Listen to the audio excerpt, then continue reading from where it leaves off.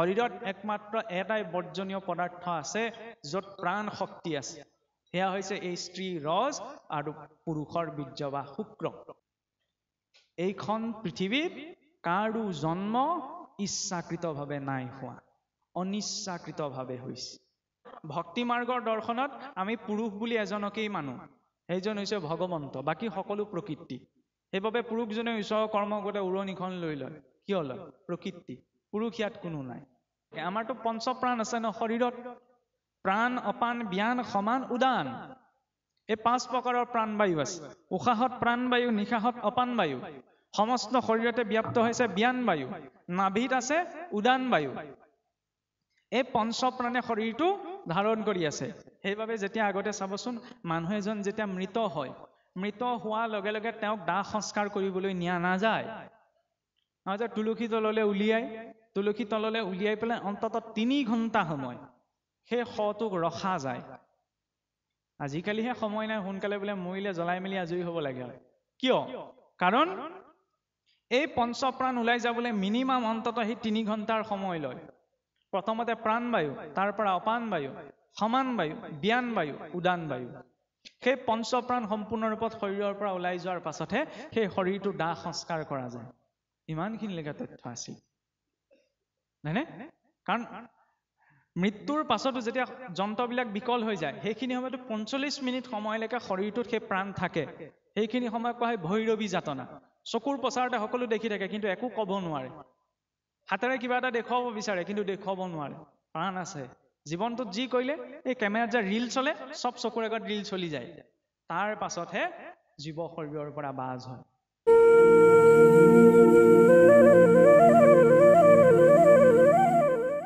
শৰীৰত একমাত্ৰ এটাই বৰ্জনীয় পদাৰ্থ আছে য'ত প্ৰাণ শক্তি আছে, সেয়া হৈছে এই স্ত্ৰী ৰজ আৰু পুৰুষৰ বীৰ্য বা শুক্ৰ। অন্য সকলো বৰ্জনীয় দ্ৰব্য কোনো প্ৰাণ শক্তি নাই। সেইবাবে যেতিয়া প্ৰজা সৃষ্টি অৰ্থাৎ সন্তান সৃষ্টিৰ বাবে বীৰ্য দান হয়, তাক যজ্ঞ বুলি কোৱা হৈছে, হয়নে? আৰু ভোগৰ নিমিত্তে যদি সেই বীৰ্য নিক্ষেপ হয়, তাক বন্ধন কোৱা হৈছে। ভাৱটো কি? ভাৱ অনুসৰি কৰ্ম সলনি হৈ যায়। আৰু যেতিয়া সেই স্ত্ৰী পুৰুষৰ বীৰ্য ৰজৰ মিলন হয়, তেতিয়াইতো গৰ্ভ উৎপত্তি হয়। মনুষ্যৰ সেইবাবে প্ৰথমটো সংস্কাৰেই হৈছে কি? গৰ্ভ সংস্কাৰ, নহয়নে? গৰ্ভ সংস্কাৰ।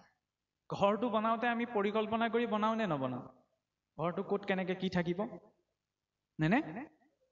কিবা এটা কিনিবলৈ যাওঁতে, বজাৰ কৰিবলৈ যাওঁতেতো আমি লিষ্ট এখন বনাই যাওঁ, পৰিকল্পনা কৰি যাওঁ, নহয়নে?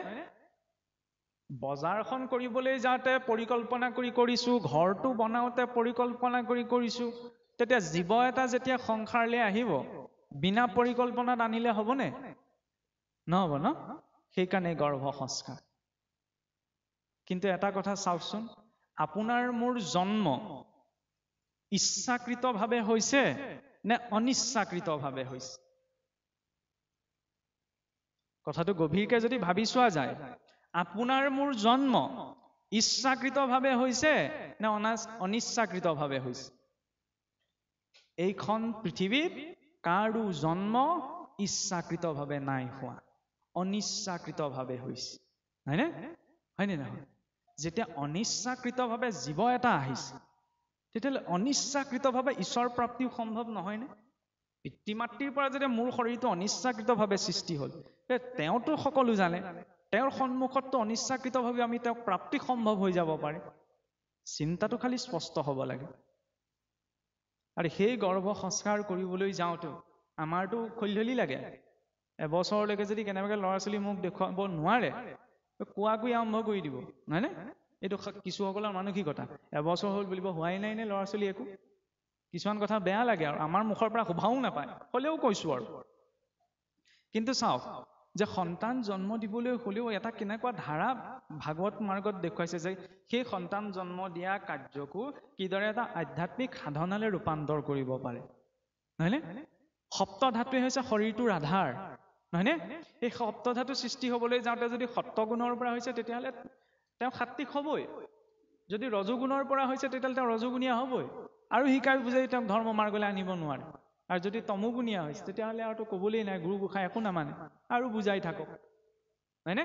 কাৰণ মাতৃগৰাকীয়ে গৰ্ভপালন সময়ত যেনে ধৰণৰ অন্ন খায়, যি ভাৱ ৰাখে, যেনে ধৰণৰ চিন্তা কৰে, সেইবিলাকৰ আধাৰতে সন্তানটিৰ গুণ বৈশিষ্ট্যও বহুখিনি বিকাশ পায়, হয়নে? সেইবাবে আগতে গৰ্ভপালন কৰা আইগৰাকীক মহ এটাও মাৰিবলৈ নিদিয়ে, কয় নে নকয়? ইমান বাবে সূক্ষ্মভাৱে চিন্তা কৰিছে যে মহটো মাৰিলে কিজানি হিংসাৰ ভাৱ আহিব গৰ্ভৰ সন্তানটিত, হয়নে? খোৱা বোৱাবিলাক বহুত সতৰ্কতাৰে বাছ বিচাৰ কৰা হয়, কিয়? যাতে সেই খোৱা বোৱাবিলাকে গৰ্ভস্থ সন্তানটিক কষ্ট নিদিয়ে। কাৰণ নেমু টেঙা টোপালতে চকুত পৰিলে আমাৰ চকুটো কেনেকুৱা লাগিব? যদি জ্বলা টেঙা তিতা এইবিলাক অধিক খোৱা হয়, এইবিলাক গৈ পেলাই ক'ত পৰিব? এই কোমল শৰীৰটোতেইটো পৰেগৈ ন? জ্বলা টেঙা তিতা খাৰ আদি কৰি মাতৃ খায় যত যত তাৰৰ ৰসগৈয়া শৰীৰে পৰে মূৰ্ছা যায় সেহি নয়। সিটোতো বাৰে বাৰে মূৰ্ছিত হৈ থাকে। আমাৰ অনুভৱ হয় এইফালে বোলে বাওঁফালে অনুভৱ হৈছে, সোঁফালে অনুভৱ হৈছে, এনেকুৱা মাতৃসকলে কয় ন। কিন্তু আচল কথা হ'ল কি, সি গৰ্ভ ক্লেশ ভুঞ্জি আছে, কষ্টত আছে। কেনেকে, কিয় কষ্টত আছে বুলি কোৱা হৈছে? আপুনিয়ে ভাবি চাওক, বিচনাখনত কুচমুচ খাই মানুহটো কিমান দেৰি শুই থাকিব পাৰিব? ভৰি চৰি কুচাই মেলি গাঁঠি বিষত ৰব নোৱাৰা নহ'বনে? ডাঙৰ মানুহজনে কুচমুচ খাই বিচনাখনত শুব নোৱাৰে, নহয় নে? কঁকাল বিষে ধৰিব, গাঁঠি বিষে ধৰিব। কেঁচুৱাটো মাতৃগৰ্ভত কেনেকে শুই থাকে? গৰ্ভমুদ্ৰাত, হয়নে? নাৰীডালে পাক মাৰি ধৰি থাকে। সি গৰ্ভক্লেশ ভুঞ্জা নাই নি? ভুঞ্জি আছে। সেইবাবে গোবিন্দ মিশ্ৰৰ পদগীতাত এটা বৰ সুন্দৰ কথা লিখিছে, চৌৰাশী নৰক গৃহে থাকি ভুঞ্জো তথাপি চেতন নাই। চৌৰাশী নৰক বেলেগকৈ ভুগিবলৈ নাই আৰু প্ৰভু ঘৰত থাকিয়ে, গৰ্ভত থাকিয়ে ভুঞ্জি আছো, হয়নে? আৰু সেই গৰ্ভবাসত জীৱই যেতিয়া সেই সপ্ত ধাতুৰ পাছত পুৰুষৰ আপোনাৰ বীৰ্য শুক্ৰৰ মিলনৰ পাছত গৰ্ভ সৃষ্টি হয়, সৃষ্টি হোৱাৰ পাছত চতুৰ্থ মাহত যেতিয়া জীৱ আহি প্ৰৱেশ কৰেহি, কেনি প্ৰৱেশ কৰি? ব্ৰহ্মতালু বা ব্ৰহ্মৰন্ধ্ৰই, হয়নে? সেইবাবে এই আমাৰ যিটো কয় চুলিৰ বেছ কৰি থকা, হয়নে? এই ব্ৰহ্মতালু বা ব্ৰহ্মৰন্ধ্ৰক সেইবাবে ভগৱানৰ নিৰ্মালিও আমি ইয়াত লওঁ। আইগৰাকীয়ে ধৰি লওক বিবাহিত আইগৰাকীয়ে কপালৰ সেন্দুৰকণো ইয়ালৈকে লয়। আজিকালিহে টিক মাৰি লৈ থৈ দিয়ে আৰু, নহয় নহয়? প্ৰতিটোৰে একোটা দৰ্শন আছিল। মণিকূট ভাগো পৃথককে ৰখা হয়, কাৰণ এই নামঘৰ ভাগৰ গঠনো সেই শিৰৰ লগত তুলনা আছে। সাধাৰণতে 5টি 5টি 10টি খুটাই থাকে, পিছত সংখ্যা বাঢ়ে আৰু বহল হ'বলৈ। পঞ্চ কৰ্মেন্দ্ৰিয়, পঞ্চ জ্ঞানেন্দ্ৰিয়, 10 ইন্দ্ৰিয় ধৰি ৰাখিছে। বাটচৰাটো চৰণ যুগল, এই অংশ হৃদয়, দুফালে দুখন বাৰান্দা, প্ৰকৃতিৰ আৱৰণ। নামঘৰ তাপ ওপৰৰ চাদখন আগতে কাছ পিঠিয়েকে চোৱা যায়। কাছ পিঠিয়েকে যেতিয়া চোৱা যায় 3টি তৰপত, 17 3 গুণে 3টি তৰপ। আজিকালিহে ধৰি লওক পকী আৰু টিং লগোৱাৰ ব্যৱস্থা আহিলে। মণিকূট ভাগ অকণ পৃথককৈ শিৰ অংশ, য'ত পৰমাত্মাৰ স্থান। যেতিয়ালৈকে মই নিজকে জীৱাত্মা ভাবি সন্মুখত পৰমাত্মা স্থিত আছে এই ভাৱনাৰে নবহো, তেতিয়ালৈকে স্থূল বৈকুণ্ঠ প্ৰৱেশ নহয়। কেৱল কথাতহে থাকি যায় স্থূল বৈকুণ্ঠ। প্ৰতিটো কথাৰে একোটা দৰ্শন আছে। আৰু ইয়াত প্ৰৱেশ কৰাৰ পাছত যেতিয়া 9 মাহ 10 দিনত তাৰ শৰীৰটো বিকাশ পায়, বিকাশ হোৱা সি অলপ সংস্কাৰ ক'ৰ পৰা পায়? পূৰ্বৰ সঞ্চিত কৰ্মৰ আধাৰত। পূৰ্ব জন্মত যি কৰিলে তাৰ পৰা অলপ সঞ্চিত কৰ্ম আহে, হয়নে? অলপ সংস্কাৰ ক'ৰ পৰা পায়? সেই পিতৃ মাতৃৰ পৰা। কেৱল মহাদেৱকে অৰ্ধনাৰীশ্বৰ কোৱা নহয়, প্ৰত্যেক জীৱই অৰ্ধনাৰীশ্বৰ। অৰ্থাৎ পিতৃৰ পৰাও 23ডাল ক্ৰমোজম আহে, মাতৃৰ পৰাও 23ডাল ক্ৰমোজম আহে। লগ লাগিহে তাৰ বংশগতিটো সৃষ্টি হয়, হয়নে নহয়? এইটো শৰীৰতে স্ত্ৰী পুৰুষৰ 2টা তত্ত্ব আছে। আৰু চাবলৈ গ'লেতো ভক্তি মাৰ্গৰ দৰ্শনত আমি পুৰুষ বুলি এজনকেই মানো, সেইজন হৈছে ভগৱন্ত, বাকী সকলো প্ৰকৃতি। সেইবাবে পুৰুষজনে ঈশ্বৰৰ কৰ্ম গোটে উৰণিখন লৈ লয়। কিয় লয়? প্ৰকৃতি। পুৰুষ ইয়াত কোনো নাই, তেওঁহে পৰম পুৰুষ। সকলোতো প্ৰকৃতিৰ পৰা প্ৰকট হৈছে, হয়নে? এইটো ভাৱ। আৰু যাই হওক, এতিয়া সেই 9 মাহ 10 দিনৰ বিকাশৰ পাছত তাৰ যেতিয়া জন্ম হয়, জন্ম হোৱাৰ লগে লগে ই কান্দি কান্দি আহে। গৰ্ভতে কি আছিল চব পাহৰি থাকিলে। অন্য জীৱটো আকৌ কান্দি কান্দি নাহে নহয়।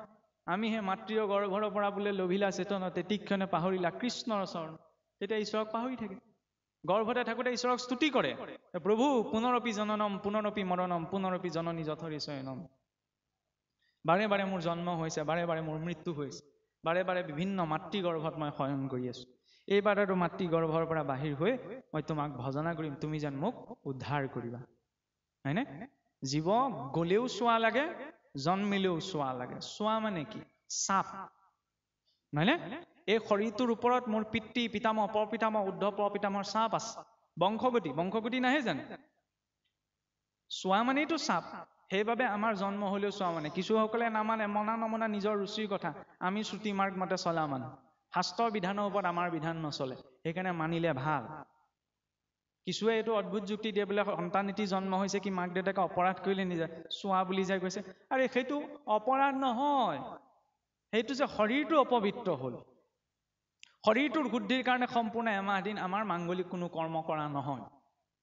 আৰু পিতৃ মাতৃৰ বাবেহে কিন্তু একেখন ঘৰতে থকা বাবে এই গোটেই সদস্য কেইজনে সেই চোৱাটো পালন কৰে, হয়নে? তাত আকৌ বেলেগ কিবা যুক্তি দৰ্শনৰ কথা নাহে। কাৰণ শ্ৰুতি স্মৃতি মম আজ্ঞা য় উলংঘ প্ৰৱৰ্ততে আজ্ঞা চেদি মমদ্দুৰি মদ ভক্ত ন বৈষ্ণৱ। আমি হৈছো শাস্ত্ৰ বিধান মতে চলা। শাস্ত্ৰ বিধি বিধানক যি লংঘন কৰে তেওঁ কেতিয়াও বৈষ্ণৱ হ'ব নোৱাৰে। পৰাপক্ষত শাস্ত্ৰ বিধান মতে সকলো কৰ্ম কৰাটো প্ৰয়োজন, এটা সময় দিয়াটো প্ৰয়োজন। কিন্তু আজিকালি কি হ'ব, বেছি যুক্তিবাদী, বেছি বৈজ্ঞানিকতাৰ ভূতটো মূৰত উঠিলে নহয়, সেইকাৰণে মানুহে এইবিলাক কিছু উপেক্ষা কৰিবলৈ ধৰিছে। নহয়, পূৰ্বৰ যিদৰে কৃষ্ণক মানিব লাগিব, কৃষ্ণ নামটো কোনে দিলেহি? ঋষি গৰ্গই, হয়নে? ঋষি গৰ্গৰ পৰম্পৰাকো মানিব লাগিব। ঋষি গৰ্গই নামটো দিলে কাৰণে কৃষ্ণক পালো। এতিয়া ঋষি গৰ্গৰ পৰম্পৰাক নামানো কিন্তু কৃষ্ণক মানিম, এইটোতো হ'ব নোৱাৰে। সন্মান সকলো পৰম্পৰাৰ প্ৰতি। আৰু যাই হওক, এইটো বেলেগ কথা। জন্ম হোৱাৰ পাছত সি ক্ৰমাৎ শিশুকাল পাৰ কৰে, হয়নে? যেতিয়া কেঁচুৱা হৈ থাকে সি প্ৰথম বগাবলৈ আৰম্ভ কৰে কি আমাৰ শৰীৰত পঞ্চকোষৰ বিকাশ হয়। অন্নময় কোষ, প্ৰাণময় কোষ, মনোময় কোষ, বিজ্ঞানময় কোষ, আনন্দময় কোষ। যেতিয়া কেঁচুৱাটোৱে প্ৰথম বাগৰিবলৈ আৰম্ভ কৰে তেতিয়া চাবচোন সি যিহকে পায় তাকে মুখলৈ নিব বিচাৰে। বিচাৰে নে নিবিচাৰে? আইসকলেতো ভালকে জানিব। মাটিৰ লদা এটা পালে তাকো মুখলৈ নিব, পলিথিনৰ টুকুৰা পালে তাকো মুখলৈ নিব, চব বস্তু খাব বিচাৰে, হয়নে নহয়? সেই শিশুটিয়ে যেতিয়া খোজ কাঢ়িবলৈ আৰম্ভ কৰিব তাকে আকৌ মাকে খোৱাবলৈ পিছে পিছে দৌৰি ফুৰিব লাগে। শান্তিয়ে নাথাকে, বহুৱাই থলেও দৌৰ মাৰি ক'ব পাৰি, হয়নে নহয়? সিদিনালৈকে যিটো সন্তানে যিহকে পায় তাকে মুখলৈ নিছিল, অকণমান ডাঙৰ হোৱাৰ লগে লগে সি দৌৰি ফুৰে, একেথৰে নাথাকে, হয়নে? খোজ কাঢ়িব পৰা হোৱাৰ লগে লগে। আৰু অকণমান বয়স বহাৰ লগে লগে কি হয়, মাকে আৰু ভাল বস্তু বনাই দিয়ক, ঘৰত থকা ধান থাকে, কেনেকৈ ওলাই যাওঁ খেলিবলৈ, লগৰকেইটাৰ ওচৰলৈ যাওঁ, খোৱা বোৱাৰ প্ৰতি কোনো চিন্তা নাহে, খাবলৈ পালেও পালে নাপালেও নাই, হয়নে? এই পৰিৱৰ্তনটো কিয় হয়? প্ৰথম কি বিকাশ পায়? অন্নময় কোষ। সেইবাবে সেইখিনি সময়ত শৰীৰটো অন্নৰ প্ৰতি সম্পূৰ্ণ সতৰ্ক হৈ থাকে, যিহকে পায় তাকে মুখলৈ নিয়ে। সেইকাৰণে সেই শিশুকালত তাৰ অন্ন সম্পূৰ্ণ শুদ্ধ আত্মিক হ'ব লাগে। অন্নপ্ৰাশনতো সেইবাবে আমাৰ পঞ্চামৃত দিয়ে, নহয়নে? মাছ মাংস জোল বা মিতিৰ কুটুমেহে খায়, সন্তান দি বদনাম দি আমি মানুহে খাওঁগে। দেখিছেনে কিমান কপটীয়া জীৱ? সিটোতো নকয় মই মাছ খাওঁ মঙহ খাওঁ বুলি, কিন্তু জোলখিনি নি পেলাই তাৰ মুখত দিয়া হৈছে অন্নপ্ৰাশনৰ নামত। সেইটোতো নহয় ন। ব্যক্তিগত ৰূপত কোনোবাই কি খাইছে তাত ক'বলগীয়া নাই, কিন্তু সংস্কাৰ যেতিয়াটো আচৰণ হয় সেইখিনি সময়ত অন্তত তাৰ মুখত সেই ভাল বস্তুখিনি, শুদ্ধ আত্মিক দ্ৰব্যখিনি দিয়াটো প্ৰয়োজন। মই জীৱ হত্যা হিংসাৰ কথা নকওঁ, আচল কথা হ'ল গুণৰ। কোনটো গুণ লাগে? সাত্বিক গুণটো লাগে ন। সাত্বিক গুণটো ক'ৰ পৰা আহিব? সাত্বিক খাদ্যখিনিৰ পৰা। গতিকে সাত্বিক খাদ্যখিনিত বেছি গুৰুত্ব এটা দিব লাগে সেইখিনি সময়ত, নহয়নে? তাৰপিছত যেতিয়া সেইখিনি সময়ত যদি তাৰ অন্নময় কোষটো সাত্বিক হৈছে তেতিয়াহ'লে চিষ্টেমটো ঠিকেই যাব ন। তেনেকেই বোলে সৃষ্টিখন চলিয়ে আছে ইমানখিনি চিন্তা নকৰাকৈ। সৃষ্টিখন চলি থকাটো ডাঙৰ কথা নহয় নহয়। আমি জীৱনত বিচাৰো ন ভালতকৈ যাতে ভালটো খাবলৈ পাওঁ, ভালতকৈ যাতে ভাল কাপোৰযোৰ পিন্ধিবলৈ পাওঁ, ভালতকৈ যাতে ভালদৰে থাকিব বিচাৰো নে নিবিচাৰো? গতিকে যদি আমি ইচ্ছা কৰোঁ তেতিয়াহ'লে আমাৰ জীৱনটোক আৰু সুন্দৰ কৰিব পাৰোঁ শাস্ত্ৰীয় তথ্যবিলাকৰ জৰিয়তে। সেইবাবে এইখিনি কথা কোৱা হৈছে। কাৰোবাক ভুল ধৰিবলৈ, কাৰোবাক জ্ঞান দিবলৈ, কাৰোবাৰ ওপৰত জ্ঞানী দেখুৱাবলৈ এইখিনি কথা কোৱা হোৱা নাই। আৰু এইখিনি কথা মোৰ কথা নহয়, আপোনাৰ কথা নহয়, শাস্ত্ৰৰ কথা, হয়নে? ইয়াৰ পাছতে কি বিকাশ পায়? প্ৰাণময় কোষটো। সেইবাবে প্ৰাণ চঞ্চল হৈ থাকে। আমাৰতো পঞ্চপ্ৰাণ আছে ন শৰীৰত, প্ৰাণ, অপান, ব্যান, সমান, উদান। এই 5 প্ৰকাৰৰ প্ৰাণবায়ু আছে। উশাহত প্ৰাণবায়ু, নিশাহত অপান বায়ু, সমস্ত শৰীৰতে ব্যাপ্ত হৈছে ব্যান বায়ু, নাভিত আছে উদান বায়ু। এই পঞ্চপ্ৰাণে শৰীৰটো ধাৰণ কৰি আছে। সেইবাবে যেতিয়া আগতে চাবচোন মানুহ এজন যেতিয়া মৃত হয়, মৃত হোৱাৰ লগে লগে তেওঁক দাহ সংস্কাৰ কৰিবলৈ নিয়া নাযায়। তুলসী তললৈ উলিয়াই পেলাই অন্তত 3 ঘণ্টা সময় সেই শটোক ৰখা যায়। আজিকালিহে সময় নাই, সোনকালে বোলে মৰিলে জ্বলাই মেলি আজৰি হ'ব লাগে। কিয়? কাৰণ এই পঞ্চপ্ৰাণ ওলাই যাবলৈ মিনিমাম অন্তত সেই 3 ঘণ্টাৰ সময় লয়। প্ৰথমতে প্ৰাণবায়ু, তাৰ পৰা অপান বায়ু, সমান বায়ু, ব্যান বায়ু, উদান বায়ু। সেই পঞ্চপ্ৰাণ সম্পূৰ্ণ ৰূপত শৰীৰৰ পৰা ওলাই যোৱাৰ পাছতহে সেই শৰীৰটো দাহ সংস্কাৰ কৰা যায়। ইমানখিনিলৈকে তথ্য আছিল। হয়নে? কাৰণ মৃত্যুৰ পাছতো যেতিয়া যন্ত্ৰবিলাক বিকল হৈ যায়, সেইখিনি সময়তো 45 মিনিট সময়লৈকে শৰীৰটোত সেই প্ৰাণ থাকে। সেইখিনি সময় কোৱা হয় ভৈৰৱী যাতনা। চকুৰ প্ৰচাৰতে সকলো দেখি থাকে, কিন্তু একো ক'ব নোৱাৰে। হাতেৰে কিবা এটা দেখুৱাব বিচাৰে, কিন্তু দেখুৱাব নোৱাৰে। প্ৰাণ আছে। জীৱনটোত যি কৰিলে, এই কেমেৰাত যে ৰীল চলে, চব চকুৰ আগত ৰীল চলি যায়। তাৰ পাছতহে জীৱ শৰীৰৰ পৰা বাজ হয়। সেইবাবে আচলতে এই পৰম্পৰাখিনি আছিল। বাৰু যাই হওক, অন্নময় কোষৰ পাছতে কি বিকাশ হয়? মনোময় কোষ। আৰু সেই মনোময় কোষকে সেইখিনি সময়ত শাস্ত্ৰত কয় পৌগণ্ড কাল, যেনেকৈ আমাৰ কৈশোৰ কালটো। সেইখিনি সময়ত কি হয়, ঘৰত আৰু মাকে ভালকে ভাত বনাওঁ, তাত ধান্দা নাথাকে। কেনেকে লগৰকেইটা ওচৰলৈ খেলিবলৈ যাওঁ, ওলাই যাওঁ, হয়নে? বেছি সেইখিনি সময়ত মন চঞ্চল হৈ থাকে। আৰু মনৰ স্বাভাৱিক প্ৰকৃতিটো হৈছে অধোগামী। ই সদায় অধোলে যাব বিচাৰে, হয়নে? ভাত খাই আছো নহয়, এই বোলে আজি অকণমান বোলে গধূলা সময়ত নামঘৰলৈ যাবলৈ লাগিছিল, এই কামৰ পৰা আহি ভাগৰ লাগিছে, সেইখিনি সময়ত যাবলৈ মনটো নাযায়। হয়, ভাগৰ লাগিহে দিনটো কাম কৰি পেলাই, নহয় জানো? কিন্তু তিনিআলি মূৰত যদি হুলস্থুলতা হয়, তেতিয়াহ'লে ভাগৰ হৈ নাথাকে আৰু, নহয়নে? এই ভৰিকেইটাত জোৰ ক'ৰ পৰা আহে নাজানো, তাত উপস্থিত হৈ দিমগৈ। কোনেনো কি লাগিলে জানো, কোনে কাক মাৰিলে। এইটো ব্যক্তিজনৰ দুখ নহয়, এইটো ইন্দ্ৰিয়ৰ দুখ। ইন্দ্ৰিয়বিলাক স্বাভাৱিকতে চঞ্চল, হয়নে? ভুলতে সেইকাৰণে বেয়া মাতটোহে ওলাই যায়। ভুলতে ৰামকৃষ্ণ বুলি নোলায়। নাকে বেয়া গোন্ধটো পটককে পায়। ভুলটো চকুটোতে পটককে দেখে, ভালটো আকৌ পটককে নেদেখে নহয়। দেখে জানো? নেদেখে। এইটো ইন্দ্ৰিয়ৰ স্বাভাৱিক প্ৰকৃতি।